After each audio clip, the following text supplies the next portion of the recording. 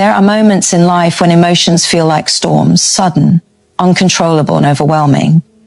Anger blinds us. Fear paralyzes us. Sadness consumes us. And in those moments, it's easy to believe we're powerless, victims of the chaos within our own minds. But here's a truth that changes everything. Your emotions are not your master. Your mind is.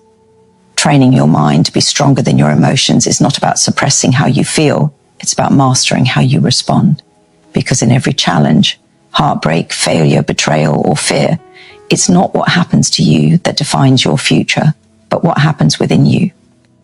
So today, let's explore 5 ways to train your mind to rise above emotions, to lead your life with strength, clarity, and courage. There is a quiet power in understanding what your emotions are really trying to say. Most of us spend our lives running from them, numbing them, or letting them control our decisions. But emotions are not enemies that must be defeated. They are ancient messengers, carrying coded truths from the depths of your subconscious, the parts of you that still remember what matters most. The mind may lie to protect your pride, but your emotions rarely do.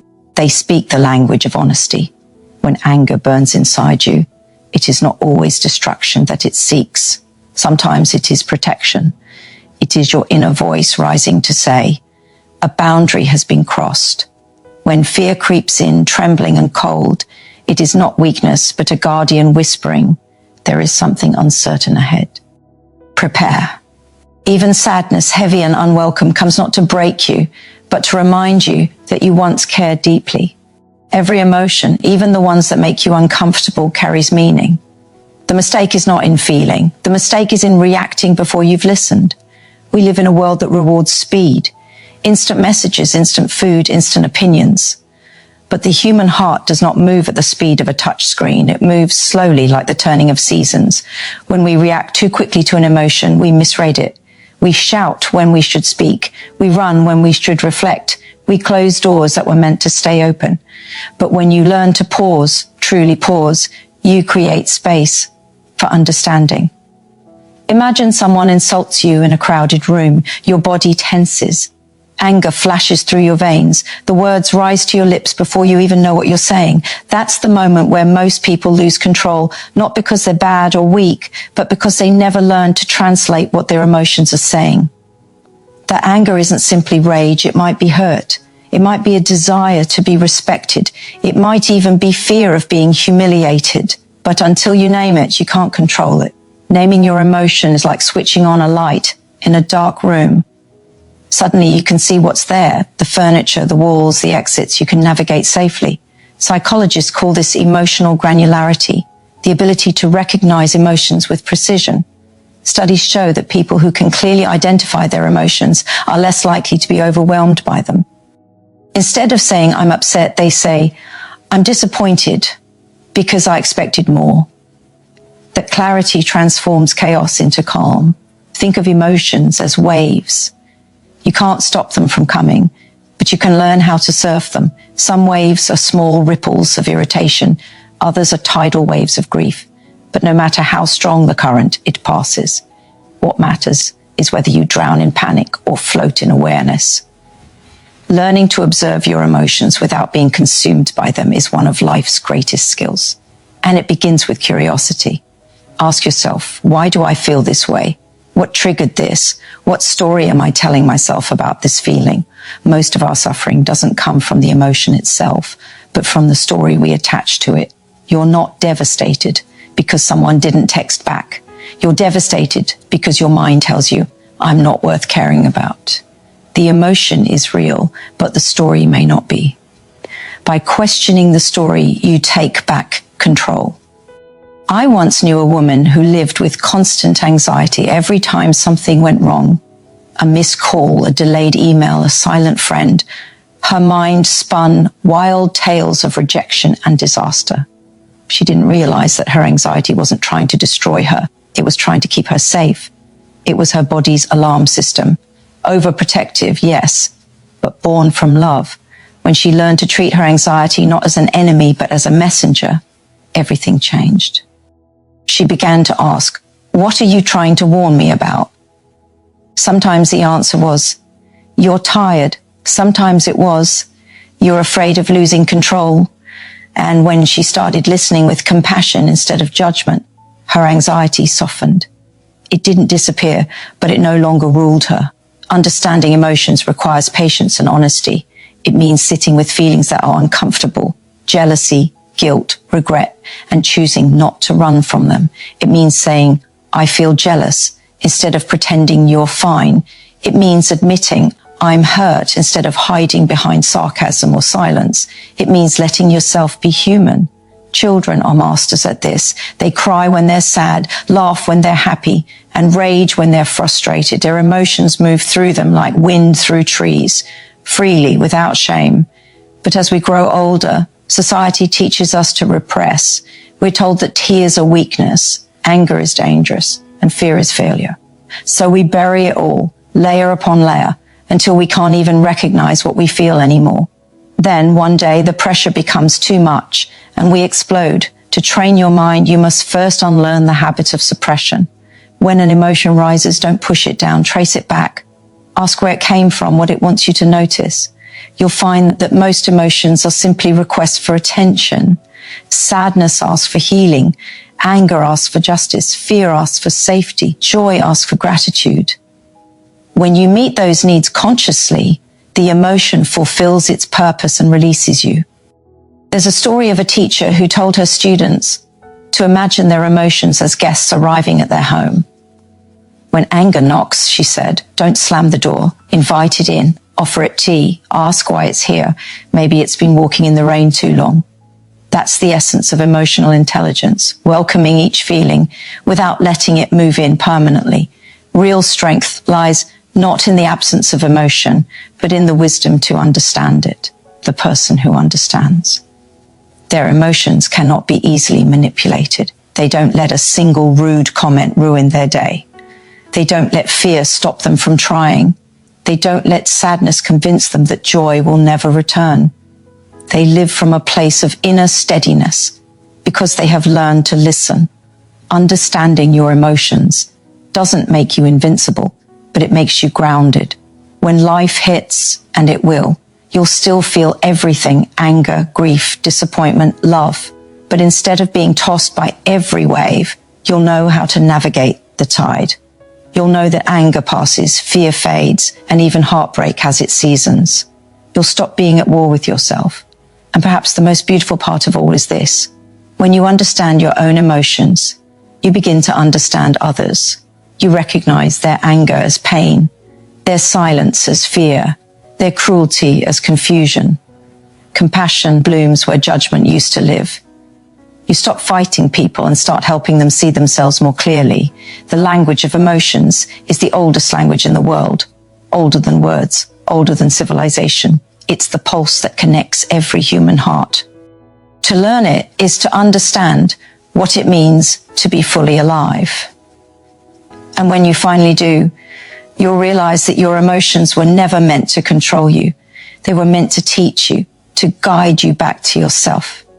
There is an almost magical strength hidden in a pause. In a world that moves too fast, where people react before they think and speak before they feel, the ability to pause has become a forgotten art. We rush to fill every silence, to answer every challenge, to defend ourselves against every imagined slight. Yet it is in those brief, quiet moments between impulse and action that our greatest power lies.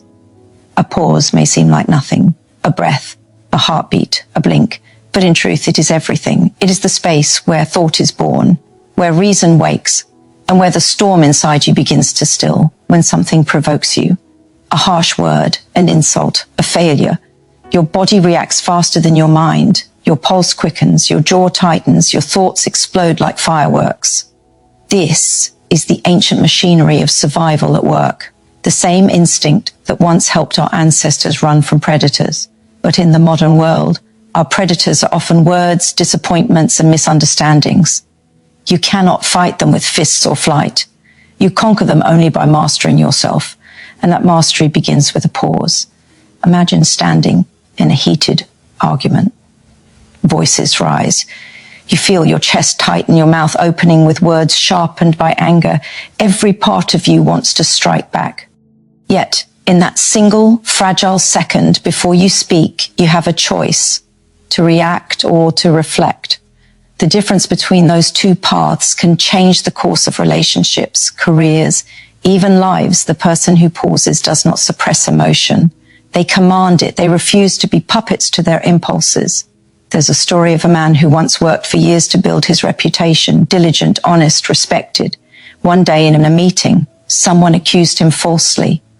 His first instinct was fury. He wanted to defend himself, to shout the truth. But instead, he paused. He took a breath, met the accuser's eyes, and said calmly, "I'll let my work speak for me." That single moment of restraint became the moment people remembered most. His silence carried more weight than anger ever could. The accuser looked petty. He looked powerful. That's what the pause does. It restores dignity, not only in the eyes of others, but within your own soul. Psychologists have studied the gap between stimulus and response for decades. In that gap lies the secret to emotional regulation, the ability to decide how you will act instead of being dragged by what you feel. People who master this skill have better relationships, make wiser decisions, and recover faster from stress. But beyond science, there's something deeply human about the pause. It is the bridge between emotion and wisdom. Without it, we live like sparks in dry grass, quick to ignite, easy to burn out. Children often struggle with this, and perhaps we all did once. A child feels something and immediately acts. Tears, tantrums, laughter, shouting. As we grow, we're told to control ourselves, but no one teaches how. True control is not suppression, it is awareness. When you pause, you create enough distance between yourself and your emotion to see it clearly. You stop being angry and start noticing your anger. You stop being afraid and start observing your fear. And that difference changes everything. Your mind begins to reason again. You might ask, why am I so upset? What am I really afraid of? What outcome do I want from this moment? Those questions cannot be answered in the heat of reaction. They require stillness, the kind of stillness that feels uncomfortable at first, but gradually becomes sacred. Consider someone cutting you off in traffic. You could honk, curse, let rage consume your morning, or you could take one slow breath, remind yourself that this single moment doesn't define your day. The event is the same, only your response changes. And with that small act of choosing calm over chaos, you train your mind. Each time you pause instead of reacting, you build an inner muscle. You're teaching your brain that you are the master of your emotions, not their servant. The pause is not weakness, it is precision. It's the mark of people who have learned that peace is more valuable than winning an argument, and clarity more powerful than control. Think of great leaders, artists, or thinkers. They often respond slowly, deliberately, sometimes frustratingly so. But that's why they lead. They see what others miss in the rush. They give their thoughts time to breathe. In one study at Harvard, researchers found that practicing mindful breathing for even 5 minutes a day reduced emotional reactivity by nearly half in 2 weeks. 5 minutes of stillness. That's all it took to strengthen the mind's ability to pause before reacting. It's astonishing, isn't it, how something so small can hold such power, yet we resist it. We'd rather do something, anything, than sit in silence. Silence demands courage. It confronts us with ourselves. There's a deep kind of humility in the pause too. It reminds you that you don't always need to have the last word, that not every provocation deserves your energy, that sometimes the best reply is simply understanding. The person who can stay silent while others shout has already won a battle no one else can see. There's a teacher I once met who practiced this beautifully. Whenever a student grew frustrated or disrespectful, she didn't shout. She would simply stop speaking, fold her hands, and wait. Within moments, the room would fall quiet. The students would sense something shift, not anger, but authority. Her stillness commanded attention in a way words never could. That is the power of the pause. It turns silence into strength. Of course, pausing isn't always easy. In moments of pain, the urge to react is fierce. When you're misunderstood, you want to explain. When you're hurt, you want to strike back. When you're afraid, you want to run. But reaction is the language of fear. Reflection is the language of strength. The pause doesn't erase pain, it gives it shape. It allows you to respond with purpose rather than panic.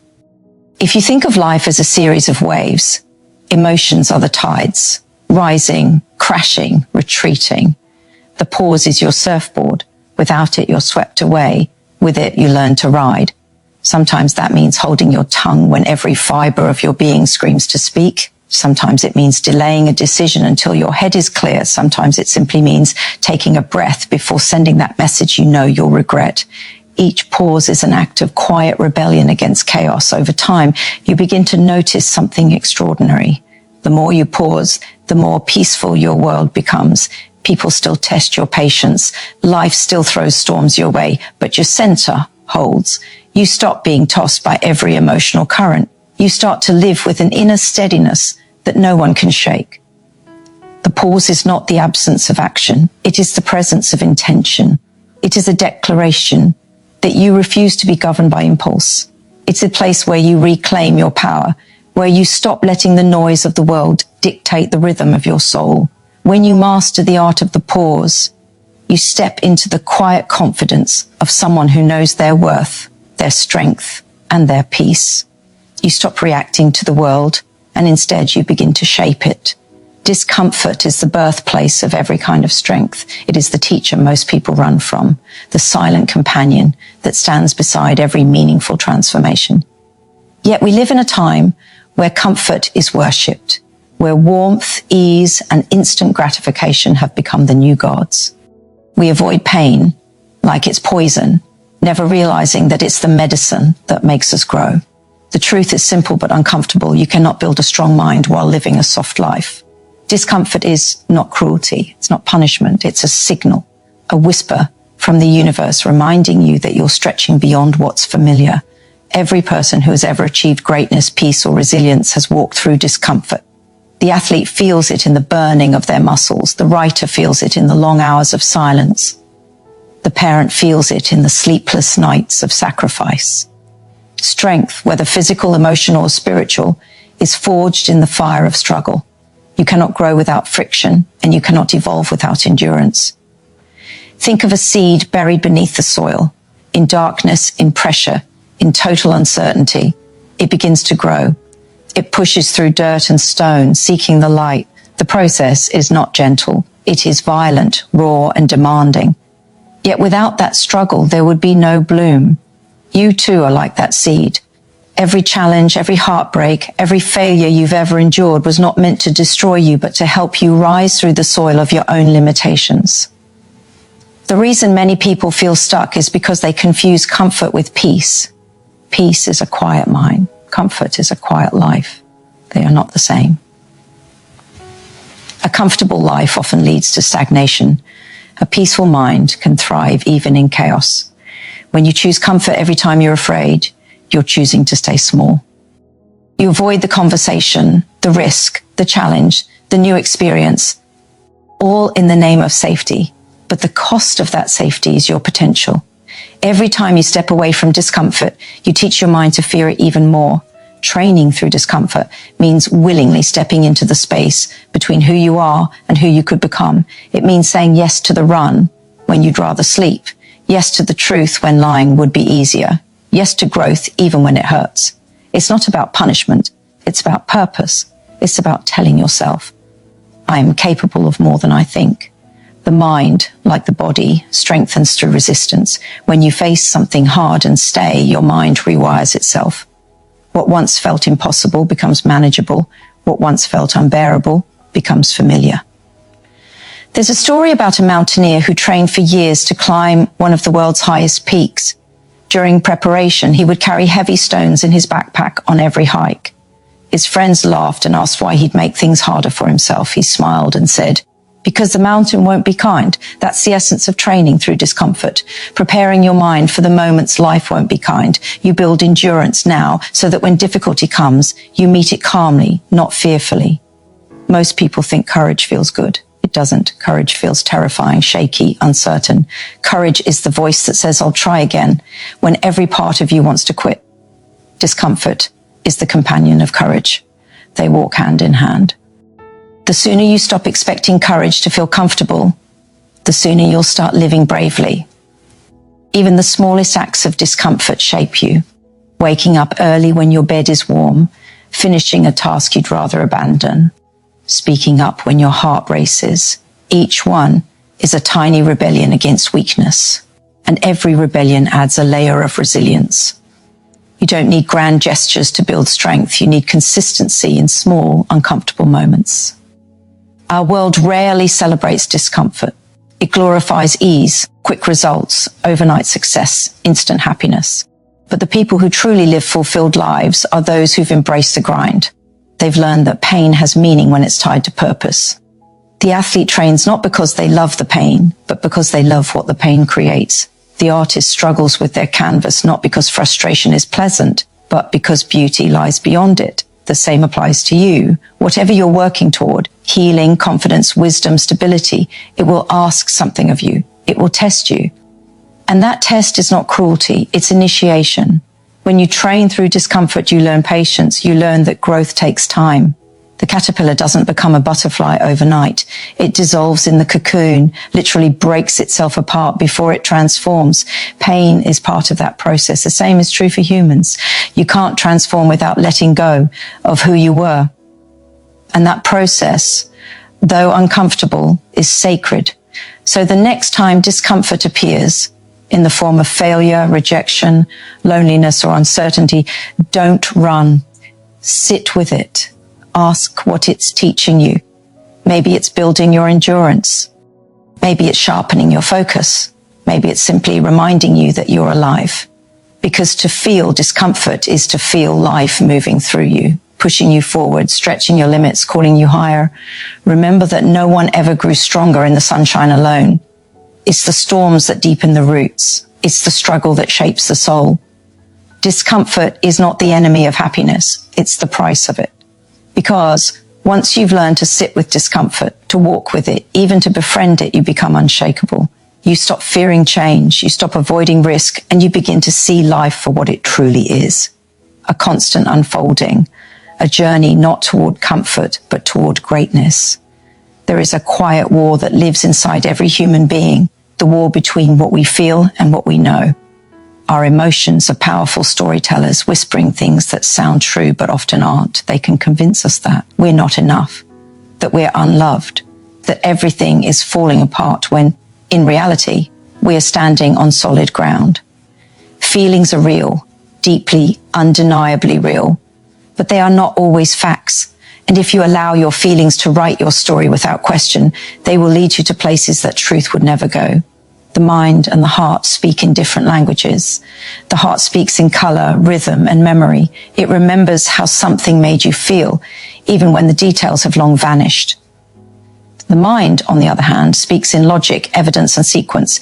It sees what is, not what might be. The problem is, in moments of fear or pain, the heart shouts louder. It drowns out reason. It paints shadows on walls where there are none. And before long, we mistake the feeling of danger for danger itself. Imagine receiving a message from a friend and seeing it left unread for hours. Immediately, a familiar unease stirs inside you. They must be ignoring me, you think. Did I say something wrong? Did I offend them?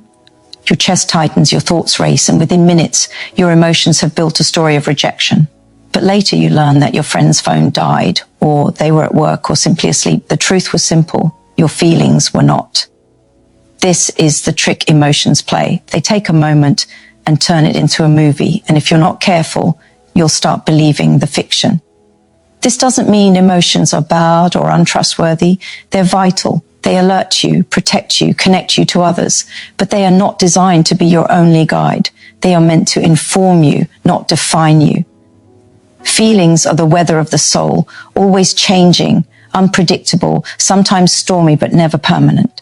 Facts are the mountains beneath that weather, unmoving, steady, real.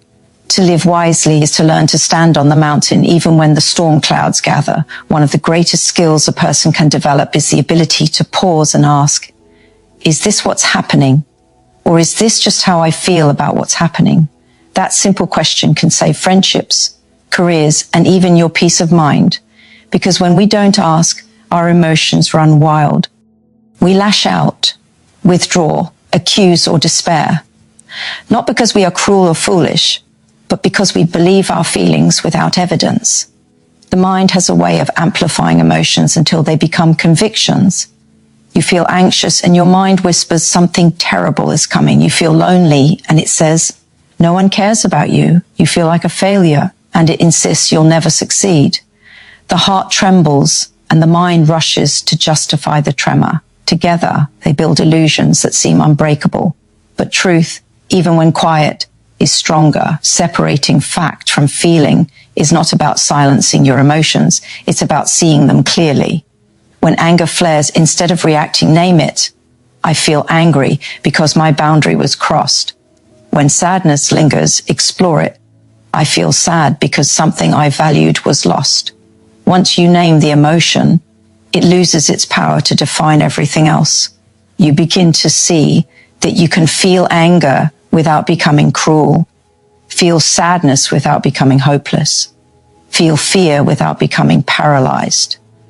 The strongest minds in the world are not those that feel the least. They are those that know how to question what they feel. They hold space for emotion, but refuse to be ruled by it. It's a balance, a kind of emotional literacy that allows you to interpret your inner world without letting it cloud your outer one. And the more you practice it, the freer you become. Consider how many misunderstandings in life come from this confusion between feelings and facts. Two people in a conversation. One feels dismissed, the other feels attacked. Neither truly sees the other's intention because they are both trapped in their emotional interpretations. The moment they stop and ask, what's actually true here? The tension begins to dissolve.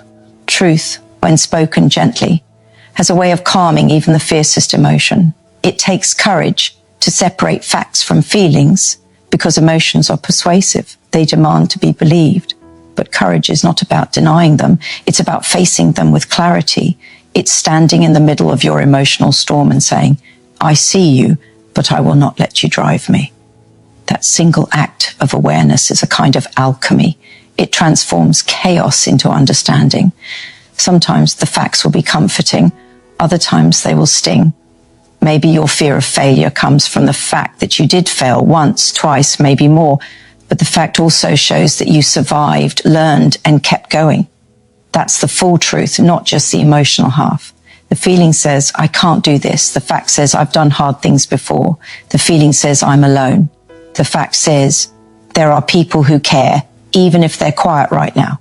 When you start balancing emotion with evidence, you reclaim your power.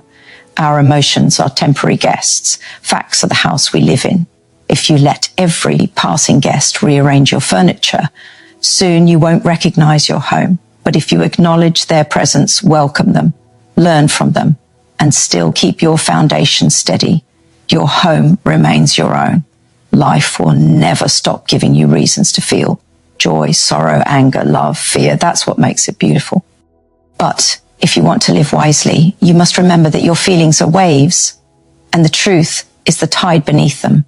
The waves can be wild, and sometimes they'll knock you down, but the tide will always pull you back to what's real. When you learn to trust that, to separate what is felt from what is fact, you'll find a peace that no emotion, no matter how fierce, can ever take away. What you feed your mind determines the life you create. Just as the body cannot thrive on junk, the mind cannot grow strong on a diet of fear, gossip, and distraction. Every word you hear, every story you repeat, every thought you dwell upon becomes a kind of nourishment or poison for your inner world. The mind is endlessly fertile. It will grow whatever you plant. If you sow worry, you harvest anxiety. If you sow gratitude, you harvest peace. The problem is, most people aren't planting consciously at all. They let the world decide what fills their mind and then wonder why their hearts feel so heavy. Every day we are flooded with noise. News that terrifies us, opinions that divide us, advertisements that tell us we're not enough. Without realizing it, we absorb all of it. The mind doesn't reject what it consumes, it digests it quietly, turning it into the way we see ourselves and others. That's why, when your mind feels clouded, When joy feels distant, it's worth asking, what have I been feeding myself lately? Not with food, but with thoughts, with words, with energy. If you want your mind to grow, you must feed it with truth and intention. Read things that challenge your perspective, not just confirm what you already believe. Listen to people who make you think, not those who only make you comfortable. Spend time in silence where your thoughts can breathe. Wisdom doesn't grow in the noise, it grows in the still moments when you listen inwardly. The mind, like the body, strengthens through balance, effort and rest, challenge and calm, input and reflection. There's a story of a man who complained constantly about how negative the world had become. Every morning he'd scroll through the news, rage at headlines, argue with strangers online. His mind was constantly on fire with anger, fear and hopelessness. One day, a friend asked him, "If you ate the same meal every day and it made you sick, would you keep eating it?" The man laughed, but the truth hit hard. He'd been feeding his mind poison and expecting it to produce peace. You can't expect clarity from a mind that's starved of quiet. You can't expect happiness from a heart that's constantly comparing. What you consume becomes who you are. Fill your space with beauty, a book that stirs your soul, music that lifts your spirit, people who make you feel seen. Speak words that nourish rather than drain. Gratitude is one of the most powerful nutrients for the mind. When practiced daily, it changes your entire inner chemistry. Science now confirms what wisdom has long known. Your brain rewires itself based on what you focus on. This is called neuroplasticity, the ability of your brain to adapt, grow, and reshape itself. Every time you choose a thought, your brain strengthens that pathway. Focus on fear, and you teach your brain to expect danger. Focus on courage, and you teach it to look for possibility. You are, in the most literal sense, shaping your own reality through attention. But feeding your mind isn't only about knowledge or positivity, it's about meaning. Learn things that matter. Engage with ideas that light a fire inside you. Seek understanding, not entertainment. Let curiosity become your daily nourishment. The mind hungers for depth, yet we keep feeding its surface. It's like giving a growing tree only water when it needs sun, soil, and time. Growth takes patience, and not everything you consume will bloom immediately. But if you keep planting seeds of wisdom, they will take root quietly, invisibly, until one day your thinking becomes clearer, your emotions steadier, and your life richer. And remember, your surroundings feed your mind as much as your thoughts do. The people around you are part of your mental diet. Some uplift you, others drain you. Choose wisely who gets to speak into your mind. Energy is contagious. Make sure the one you're catching isn't despair. To feed your mind, what it needs to grow is to take responsibility for your inner world. It's to say, I am the gatekeeper of my thoughts, and I will not allow every noise to enter. It's to choose what deserves your attention and what doesn't. You cannot control everything that reaches you, but you can control what stays. And when you begin to curate your mental diet, filling it with peace, purpose, and perspective, you begin to notice something extraordinary. The world itself starts to look different, not because it changed, but because you did. Your emotions are waves. They rise, they crash, they pass. But your mind, your trained, disciplined, self-aware mind, can be the ocean floor, steady, grounded, unshaken. To train your mind is to reclaim your power, to feel deeply but not be destroyed by feeling, to fall but rise wiser, to live not as a puppet of emotion, but as the author of your own peace. So when the next storm comes, and it will, remember, you are not the storm. You are the sky.